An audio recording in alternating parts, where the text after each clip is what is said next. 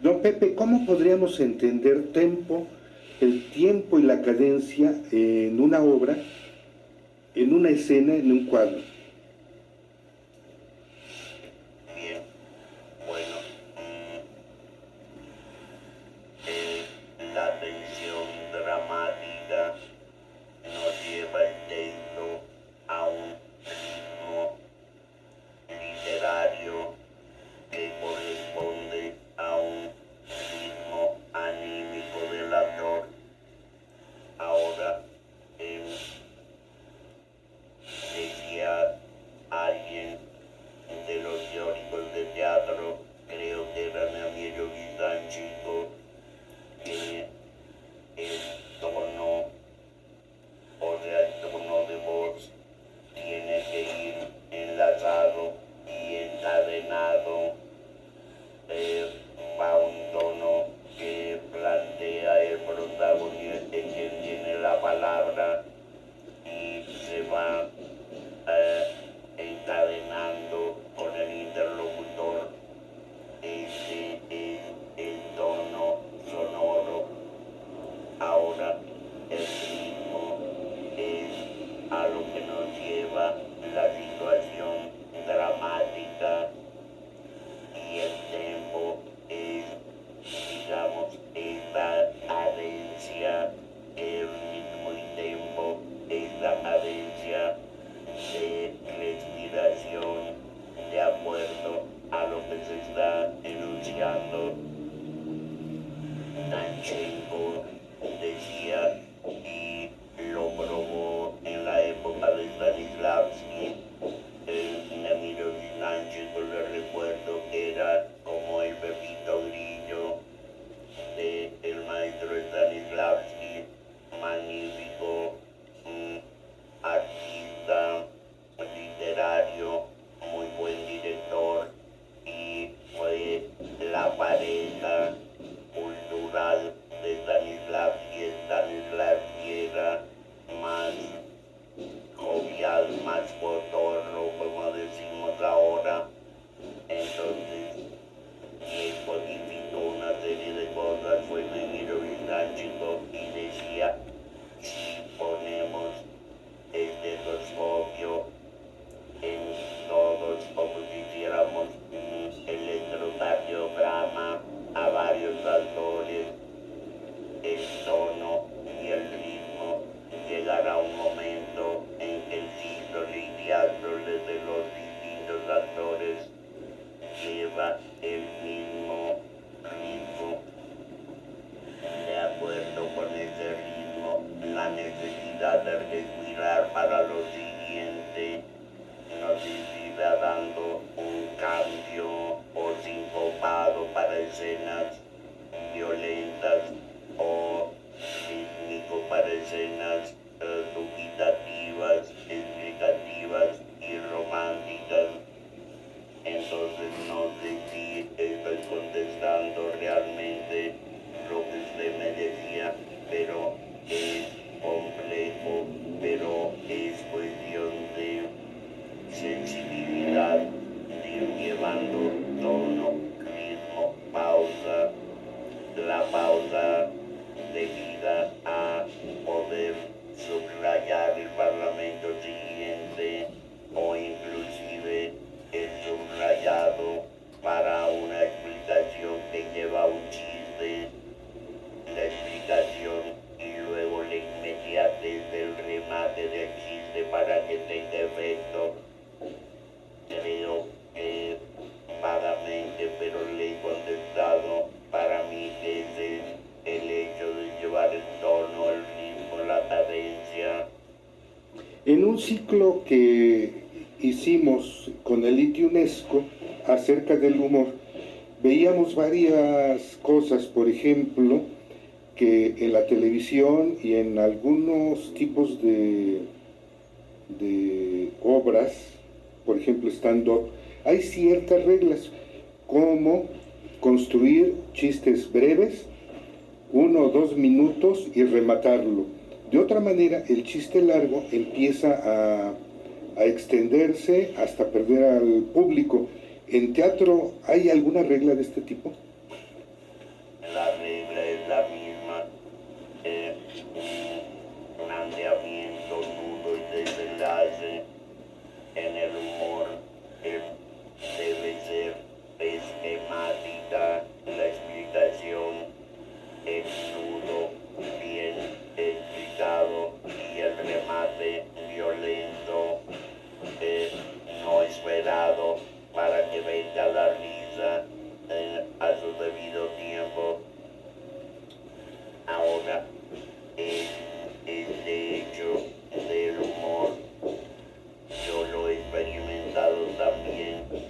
para, al contrario, para usarlo como base para entrar a una parte dramática.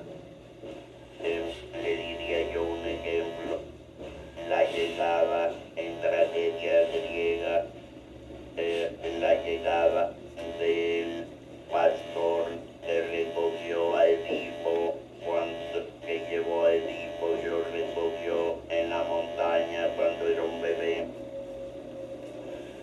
Yo hacía la entrada de este emisario que ya tiene una gran categoría dentro de Corinto. Lo hacía llegar con toda pompa y su acompañante con una sombrilla. Al pararse el emisario, este ayudante se tropezaba y resultaba una risa contenida en el público, ajena al ritmo que iba llevando toda la tragedia, y tuvieron percance así.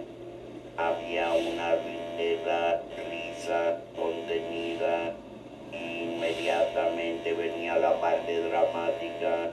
Lo utilizaba yo como como una experiencia probada por mí, porque me le daba un subrayado especial a lo que iba a entrar, a la escena, digamos, al trozo dramático que seguía después de la presentación. Creo que muy claro, es un detalle chusco que me va a hacer respirar al público y adecuarse a lo siguiente con mayor interés.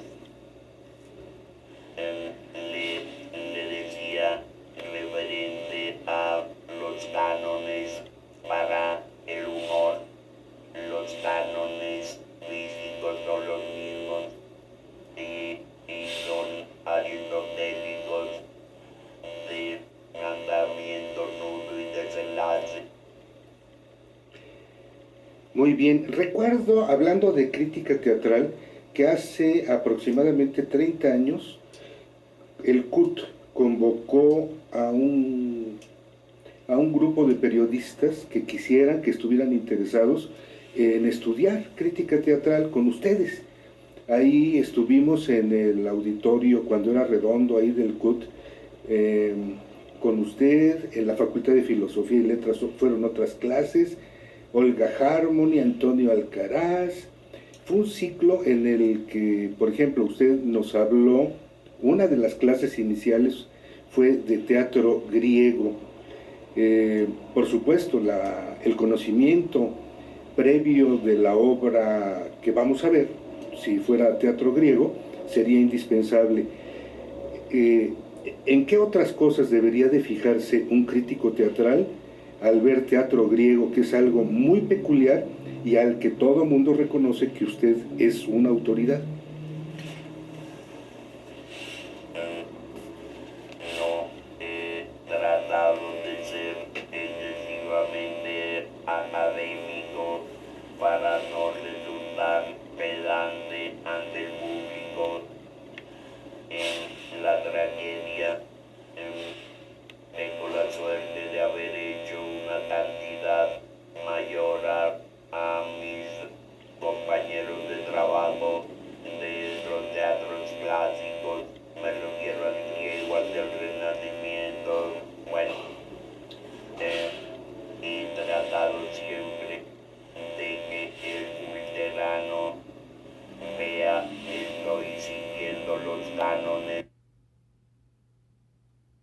clásicos, pero el público en general trato de que no los note y que vaya entrando en la obra como si fuera una pieza, o sea, sí, haciendo los bordes, los relevos de una escena, de un trozo rítmico a otro, los relevos correspondientes.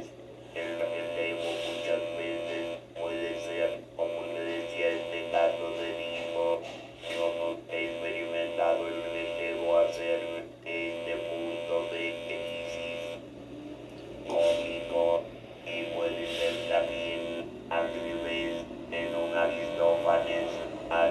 algo realmente dramático, que es como un respiro para abordar el siguiente trozo rítmico. No sé si me perdí en la respuesta, pero No, es claro. he tratado que le dijera en troyanas. Mi concepto era un campo de concentración con guardias a la manera moderna de posiciones, sin que esto me llevara a tratar de tener transposiciones de época. No, en ello hay cosas en que yo como director me he dado el gusto de ser arqueólogo. Alguien decía que la escenografía no es arqueología, efectivamente no es arqueología, pero no debe ser ignorancia de épocas y estilos. He visto tragedias cuya escenografía es a base de arcos romanos en la época de la tragedia siglo cuarto, quinto antes de Cristo no existía el arco todavía, o sea, minucias para el que sabe. Una actriz con quien tuve el gusto de trabajar, una viejecita que se llamaba Amparo Villegas, decía: Pepe, en el público siempre hay uno para el que vale la pena trabajar. Ahora yo diría así: siempre hay uno que disfrutará lo que uno hace, pero no trabajemos nada más para ese uno, porque si no el espectáculo será un espectáculo pedante, incomprensible, muchas cosas para todo mundo. De las críticas que salieron en su trabajo, en sus diferentes trabajos acerca del teatro griego, ¿recuerda alguna? Me acuerdo que disfrutamos en el Juan Ruiz de Alarcón de una tragedia que ocupaba el viernes, el sábado y el domingo. Fue una Orestiada. y hacíamos un día Agamemnon, otro día Poéforas y otro día Euménides, y el sábado y el domingo la hacíamos en un mismo día, en un mismo programa las tres, con un primero entre Agamemnon y Poéforas hacíamos un intermedio normal de 15 minutos, que es el tiempo más o menos que dura fumar un cigarro, y entre Poéforas y Euménides lo hacía de 25 minutos para que la gente tuviera tiempo de comer algo.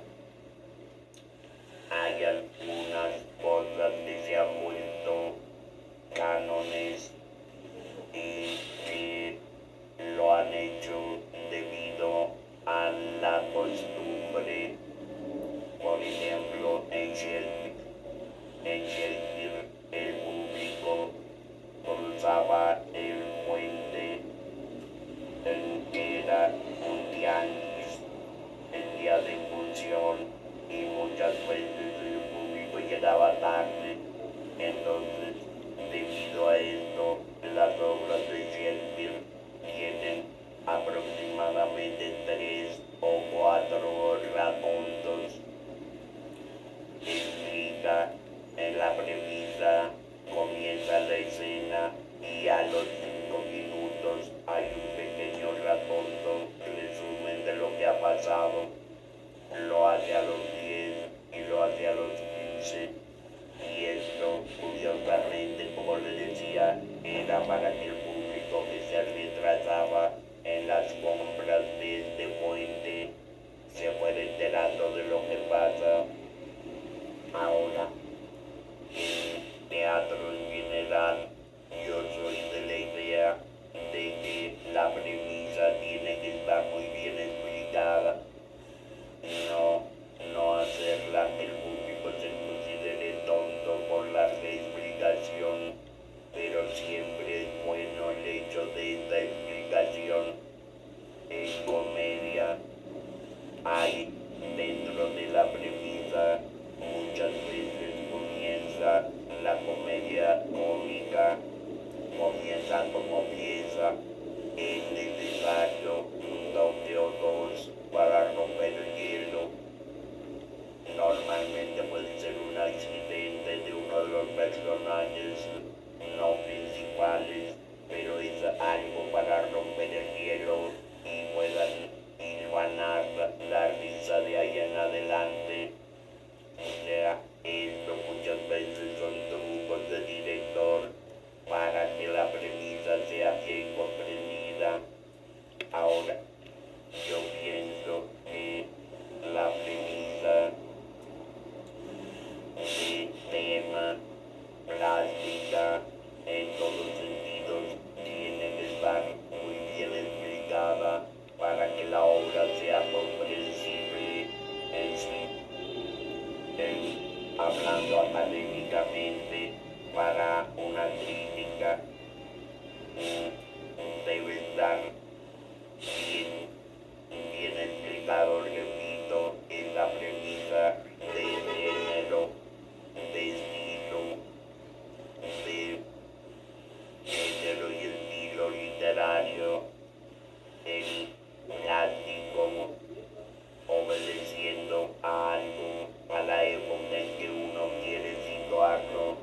No soy enemigo de cambiar de época, siempre y cuando no sea barbaridades, como en una Celestina que vi que la Melibea decía de pronto en la estante la llevo y iba vestida la Melibea de minifalda y no tenía ninguna escarcela. Me quiero decir, no soy enemigo de cambiar de época, si el cambio de época va a ser más comprensible, la obra, el estilo, en ópera, por ejemplo, he cambiado de época algunas veces, no drásticamente, para no, puesto que está escrita en una forma, si he cambiado de época es muy poca la variante. El año pasado poniendo una ópera que la estrena en América Latina que se llama La Rondine, la golondrina, cuya historia para escribirla la platicaremos algún día, que es muy, muy característica y nos pinta muy bien a Puccini.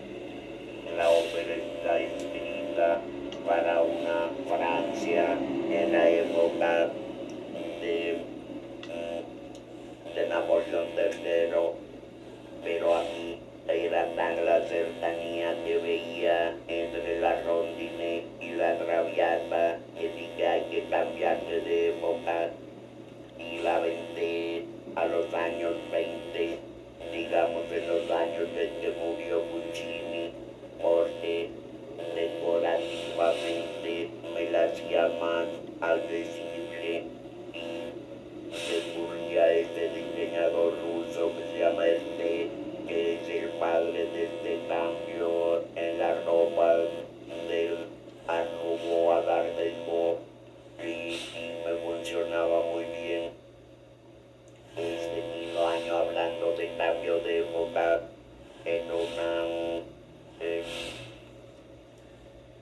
una bohemia, la moví 40 años porque se me hacía que era bien el hecho de meter estampas y bailes de esa época y recurrir a Toulouse-Lautrec, de poner en una forma el prólogo del segundo acto un baile como los de la Voodoo y de José, y metía también a un niño disfrazado de Toulouse repartiendo hojas de propaganda, pero quiero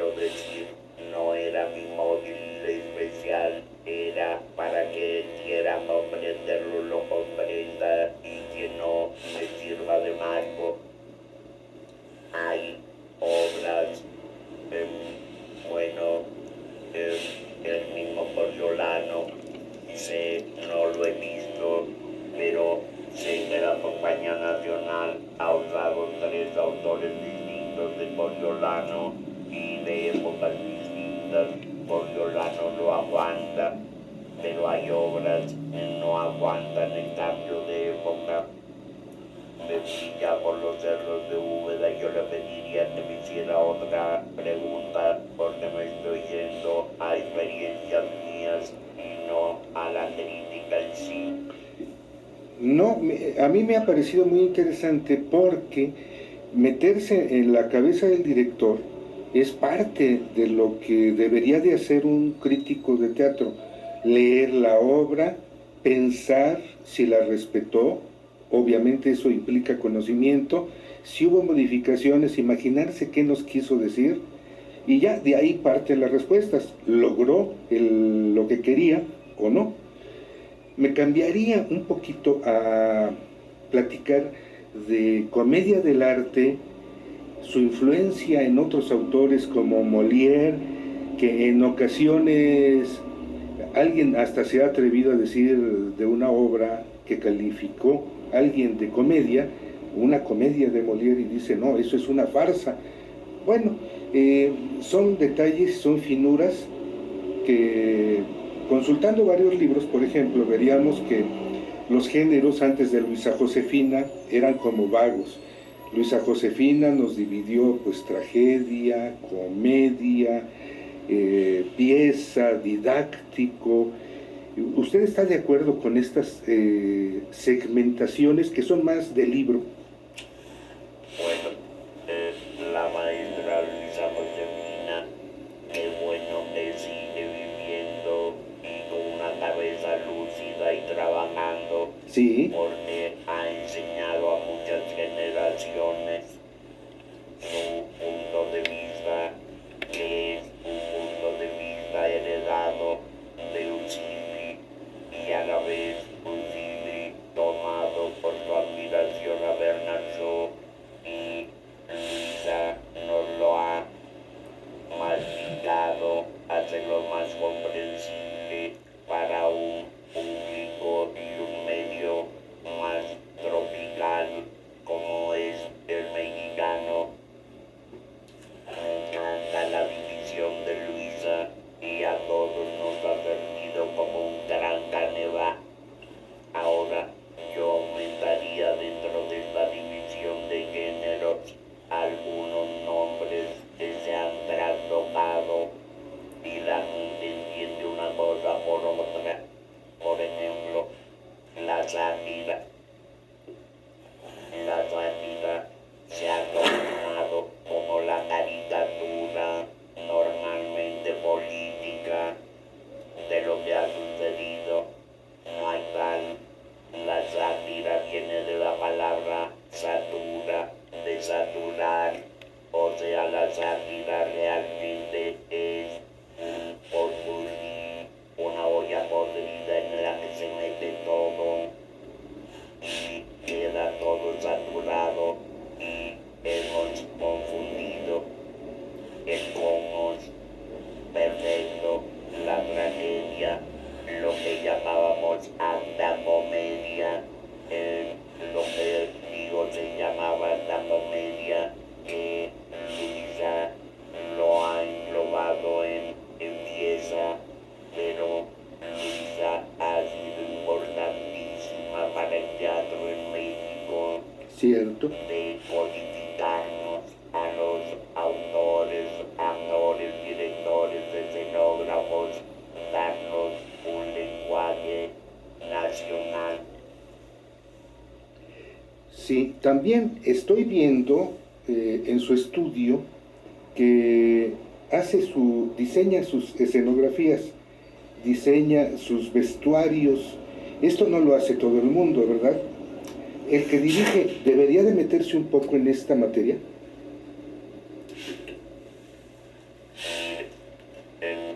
Yo estudié escenografía con Julio Prieto, con el maestro Julio Prieto, a quien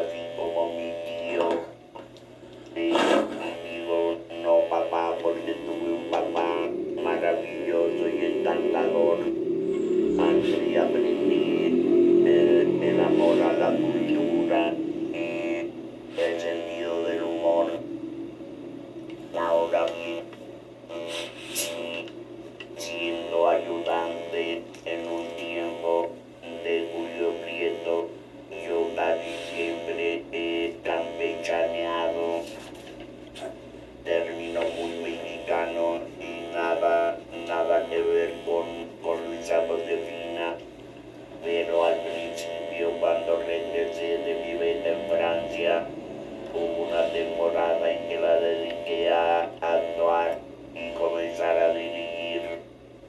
Y me daba cuenta que los diseñadores diseñamos no siempre los trajes de mujeres como para Barbie, de unas proporciones fuera de lo común, estilizadísimas, y a la hora de la hora, la actriz que va a representar ese papel es una chaparrita gordita, y es difícil cambiar a la actriz, entonces es mejor cambiar el diseño.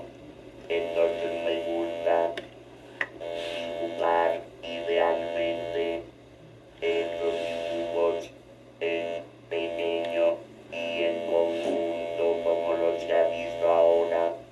Me sirve para tener una unidad de color, una unidad de estilo, pero una vez hecho esto, cuando ya tengo a los actores, trato de diseñar de acuerdo al actor que lo va a hacer y quitarle o aumentarle cosas según la morfología del actor. Soy de la idea de que el primero que se tiene que sentir cómodo con la ropa es el actor.